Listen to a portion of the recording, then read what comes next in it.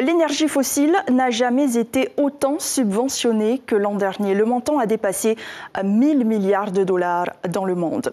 Tandis que dans les petits États, comme en Polynésie, les entreprises tentent d'être acteurs de la décarbonation, comprenez réduire la consommation d'énergie émettrice de gaz à effet de serre. Illustration avec les 2 plus grosses sociétés polynésiennes qui ont entamé ce virage il y a 10 ans déjà. Lucille Guichet, Marcel Bonneau. Ils ont fait le pari des énergies renouvelables. Les 2 plus gros groupes polynésiens ont amorcé le virage du solaire. Dans cet hôtel de Fa'a'a, les grandes toitures ont été recouvertes de panneaux photovoltaïques l'année dernière. Ici est produit l'équivalent de la consommation électrique de 487 foyers polynésiens. Premier poste, la climatisation de l'hôtel. La facture d'électricité a été divisée par 2. Le soleil, en effet, ici il y en a énormément. L'orientation du soleil est vraiment très bonne pour la production photovoltaïque. Maintenant, la seule contrainte, c'est le réseau. Est-ce que le réseau d'électricité peut supporter autant d'énergie intermittente ? Aujourd'hui, ce n'est pas possible, mais des travaux sont lancés. Des investissements rentabilisés sur 4 à 6 ans.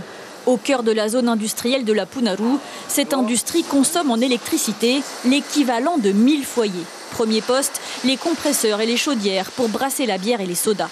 Ici, les panneaux photovoltaïques se sont imposés comme une évidence, même s'ils ne baissent la facture que de 15%.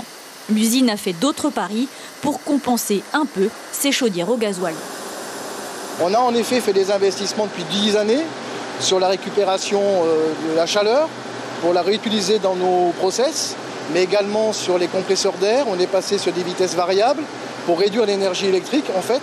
Donc tout ça, ce n'est pas une question de complexité. Une fois de plus, c'est la question de volonté.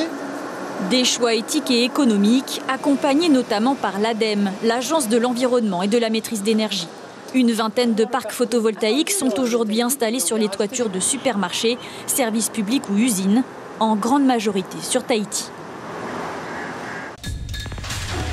L'information en continu sur Polynésie la première, Internet et réseaux sociaux.